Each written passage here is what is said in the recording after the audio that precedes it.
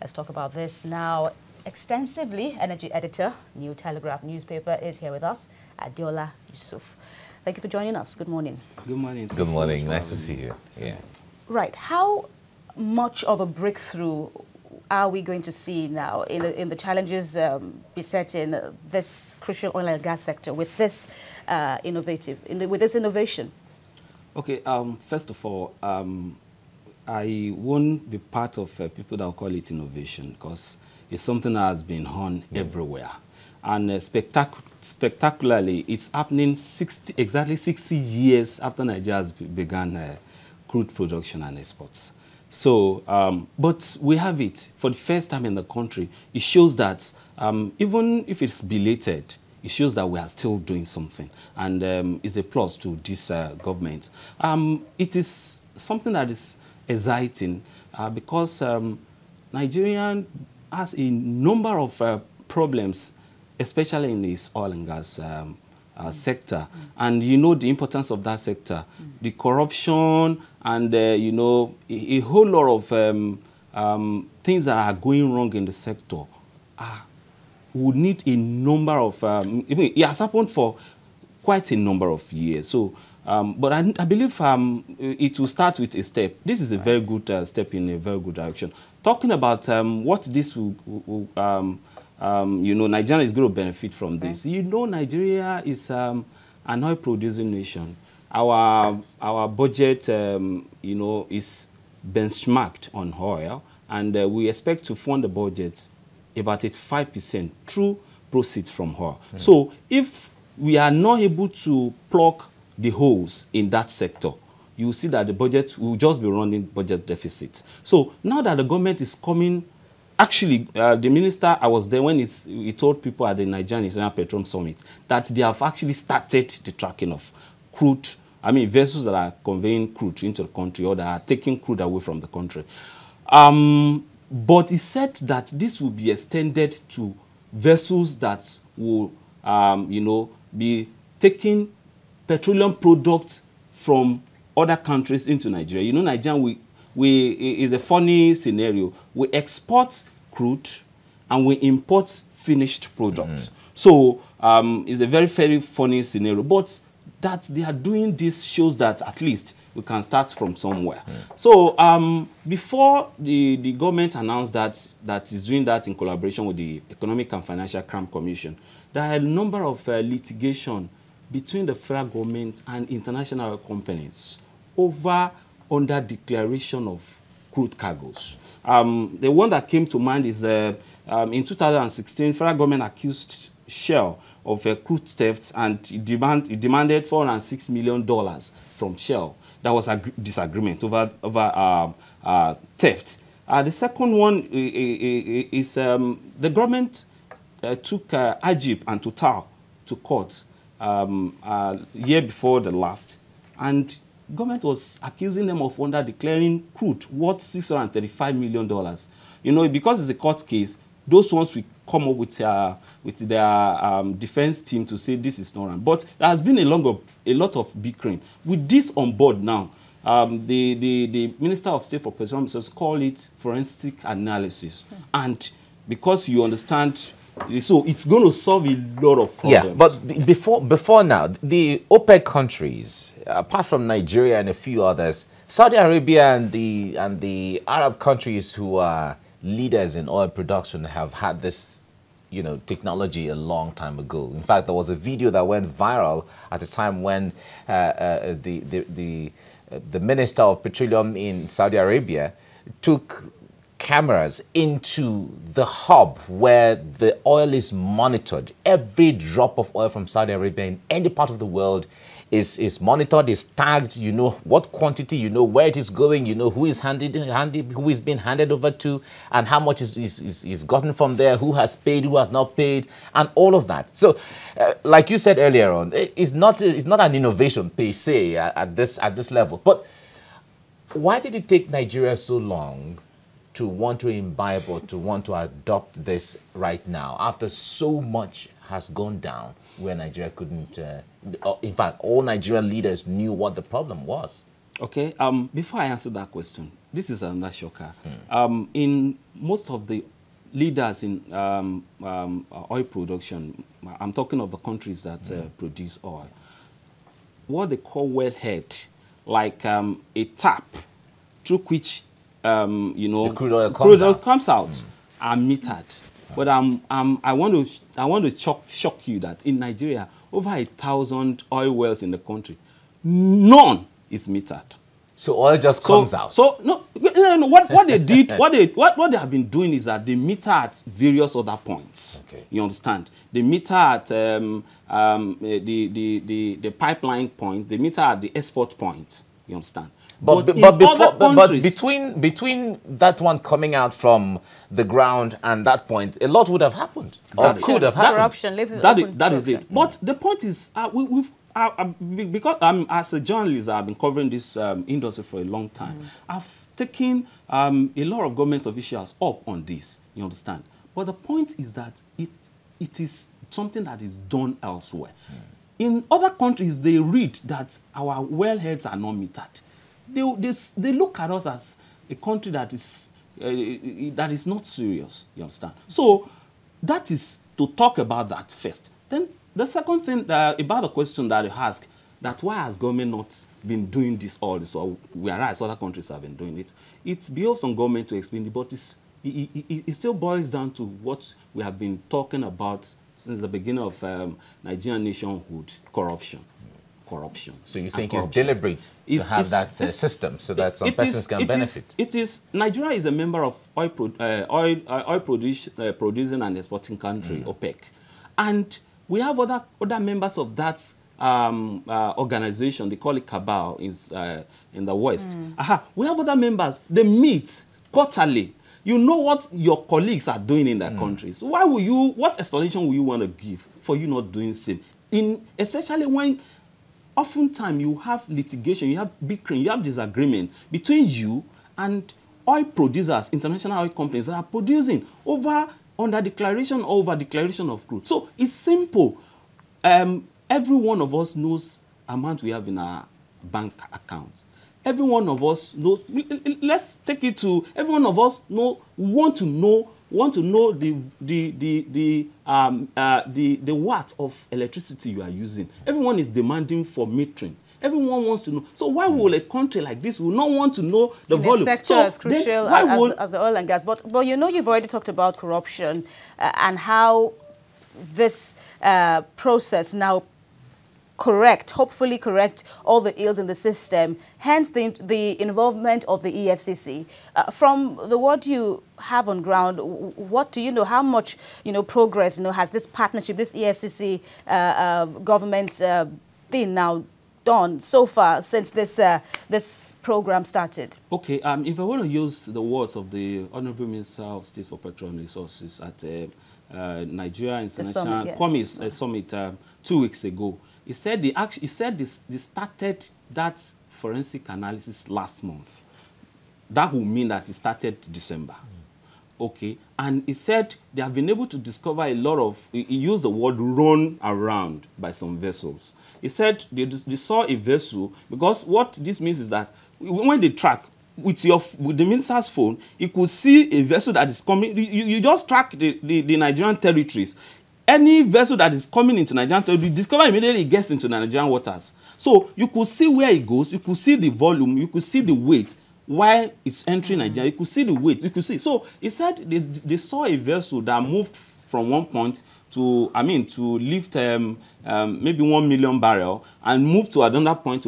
Before, they won't know this. Those vessels will just say that, okay, this is the volume that we are just taking away from Nigeria. So he said they have been able to at least. But because it's something that just started December 2018, I won't want to be a party to saying that they have succeeded. But if I want to use what the minister, if we want to use minister's speech as a measure, because he said that they are even planning to ensure that this is done for vessels that are taking petroleum products into Nigeria. And this, if done, will stop a lot of shoddy deals through that too. Okay, a lot of Nigerians have have often said that no one understands what NNPC does. No, in fact, the petroleum industry is one of the most vague industry where Nigerians don't understand, don't know the details of what goes on there. In fact, some people have called for the sale of NNPC, have called for the unbundling of NNPC, have called for privatization of NNPC because of that. Now, if we have the tracking of petroleum product, which is the main commodity that set up NNPC in the first place, if we're able to track all of those across the world, know how much comes in, know what drop of oil is coming out and going where and all of that, would it be necessary to unbundle or privatize NNPC again? It depends on the model that the government wants to use. Like you have just said, if we're able to track like 90% of activities of NNPC, what will be the need to do other things? There has been a lot of suspicion around the corporation, and the corporation has oftentimes come out to say, we are clean, this is who we are, you understand?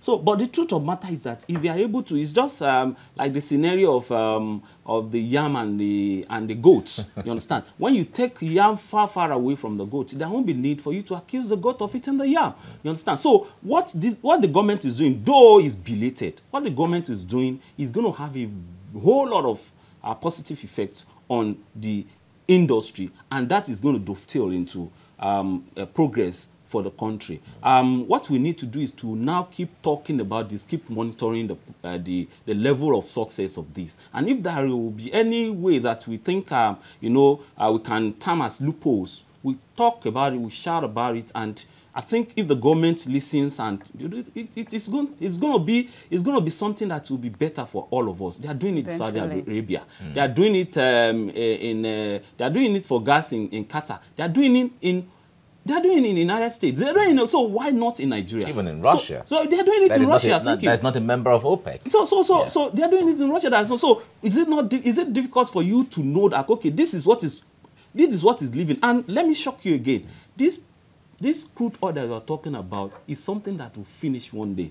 It's not renewable. You understand? Once you take it away, it has gone. You've reduced the quantity. You've reduced the quantity. So one day depleting gradually. It's depleting, unlike sun and other. But on the other hand, government is prospecting for oil. The oil has been found in the Chad Basin, Bauchi State, Gombe State, Lagos. Even Benue State might soon join the League of Oil Producing States. Lagos is one of them right now. Okay, quick addendum. Oil has not been found in Chad. You understand? They are still prospecting. But it's positive. Okay, they say it's positive, and we want to agree that it's possible. But positive. But what I'm talking about now is that the one you have taken from the land has gone forever. You just refine it, use it, and it has gone like that. So it's not renewable. So once you don't manage what you get from what you have, produced, it has gone and it has gone. But then that's what makes Nigeria a major oil producer, isn't it? Even though we keep, drilling the oil, taking the oil out. For 60 years. But then Nigeria is what Nigeria is. That's what makes the country such a major producer. Okay, that is another misconception about this. Nigeria today is one of the OPEC members because of the volume that has been discovered that we have on the ground. You understand? So once that volume gets to a level, OPEC will ask us to leave, you understand? But there is a lot of prospects. Nigeria, for now, is even producing over 1 million barrels deep offshore. They have left the land, they have left the shallow water, they are still producing there. But deep offshore, a lot of oils have been discovered there. But the truth of the matter is that, will you say because of that you won't manage what you are producing? Because that thing, once you have produced, it has gone, you understand? Unlike renewable, you understand? So what it will mean is that a day will come that they are going to decommission. Decommissioning means that they will say, okay, this has finished, you understand? So what is important is, let's continue with the forensic analysis of what we are getting now, so that if we start from forensic analysis of the vessels, it will dovetail into the forensic analysis of the money we make from it. It will dovetail into forensic analysis of how we spend the money. A lot of agencies are trying to, put the government on its toes, as to, okay, how much are you making? How are you spending it? You understand? So if the government listens the way it has listened to, tracking of vessels, it it is going to be something that will be beneficial to everyone. Now, Nigeria didn't... That will be beneficial to everyone. Now, Nigeria didn't start oil prospecting with this tracking, so it's going to be new to the system, kind of. Even those who are professionals in the system are going to find it a new development. Do you see any challenge with implementing this tracking when it comes to the human element, when it comes to the equipment, when it comes to the finance element and all of that? Okay, I think it's natural that could be fixing problems. All right. It has been on in other countries for years, but we are starting it. That could be. But it will require a lot of will on the part of the government. And I love what the government has done by collaborating with Economic and Financial Crimes Commission, you understand? Forget whatever people may say about EFCC. Truth of the matter is that, yes, EFCC is involved, is an institution, and is different from NNPC, you understand? So, and people can easily see that, okay, this is what they are doing. So it's tracking. There could be technical issue, there could be this and that, you understand? But it's easy because other countries have been on this route for a long time. So we could easily learn. It's a template that has been so all the challenges you can just copy and paste. So the major challenge that I think can, you know, be a challenge in the real sense of challenge is the goodwill or the political will to go ahead with this, you understand? So once that is done, how so? Because it will mean they are cleaning house, and you know, rightly so. Shouldn't a time come like this when they clean their own house and then make sure that the system is free of all the clogs so far? It will start from somewhere, like you have said, and I think it behoves on all of us to keep talking about this, because one very fun thing about Nigeria, and especially the oil sector, is that I even give kudos to TVC for talking about this during this electioneering period, you understand? So once we keep talking about it, the government will know that people are even tracking their own tracking. So, and it's going to be something good for everyone else. All right, it is one thing for government to track the oil production or oil export. It's another thing for Nigerians to know exactly what is going, when it comes to the statistics, when it comes to the volume and all of that. What do you think government should put in place? Because we need to go beyond the concept of government tracking it and keeping the records and letting Nigerians know. Okay, that's a very good one. The government will have to know that whatever is worth doing at all is worth doing well. Nigeria is one of the you know, countries in very minute number where you cannot go anywhere and be sure of the data you get on crude production. Everyone was embarrassed last year during the Nigerian Gas Summit when NNPC officials said that they do not know the exact volume of fuel consumed by Nigerians on daily basis. This has been contracted to audits, I think an international audit firm to, you know, work on this, you understand? But it was embarrassing for Nigeria not to know the exact volume. We know the exact volume of loadouts that they, you know, the trailers that they load out every day, but we don't know the exact volume of fuel that we consume on daily basis. It's something that we cannot even that was why when they said we were consuming 40 million liters per day and it jumped to 60 million liters per day, everybody was like, how did you come up with these figures? How do you just jump overnight? How many cars come into Nigeria? How many generators come into Nigeria between that time and now? You just jump overnight and all of that. So questions were being asked. Now, you talked about the oil exporting organization of oil exporting countries earlier on. When it comes to sharing of ideas and all of that, we know that that should go on. But apart from this mechanism or this new Nigeria imbibing the concept of tracking oil, what are other areas do you think Nigeria should learn and imbibe from other more advanced oil-producing countries? Okay, number one, the liberalization of the market. Okay. There is too much, you know, over-domineering of the government in this, you understand? And because they know that this is the pot of soup. Every government that wants to come will want to, you understand. So if the government liberalizes the market, this is operational elsewhere. It's going to reduce the pressure on that system. This oil and gas industry we talk about, it has a lot of people of integrity. But because of the image, quote and unquote, that people have about that industry, they don't want to even believe that anyone, there is anyone in NNPC, for instance, that is clean. You understand? Whereas we have a number of people that are clean. But because of the image you have had that, okay, government dominates and everything, they dig hand into that. Before you know it, the House of Reps and Senate will start shouting that this has been. So if the government reduces its involvement. Okay. Let government do more of regulation. Yeah, that is number one. And number two, the government has for too long, dragging, providing proper legislative, legal or law for this sector. Okay. We all know of petroleum industry. It has become a laughing matter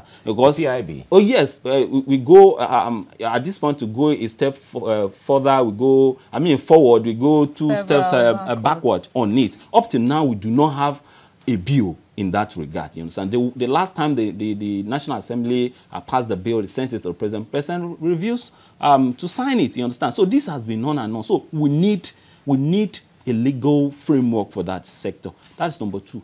And this is what exists elsewhere. So we can learn that easily from them. Then number three, we need to put this has to do with Nigerians this time around. We need to show more interest in that sector. Before now, when I was joining the sector, we discovered that it is people don't even have interest to read stories, except it's fuel scarcity, except that it's going to be hiking. These people don't have interest to read the technical issue. Like this tracking, people will just see tracking and will not know the implication of it. So people should try as much as possible to show more interest in this. But talking about this tracking, would it also affect all the parts, especially the downstream sector, or for now it's still in a particular point now before it spreads out? Okay, like what the minister said, they have started the one for vessels carrying crude.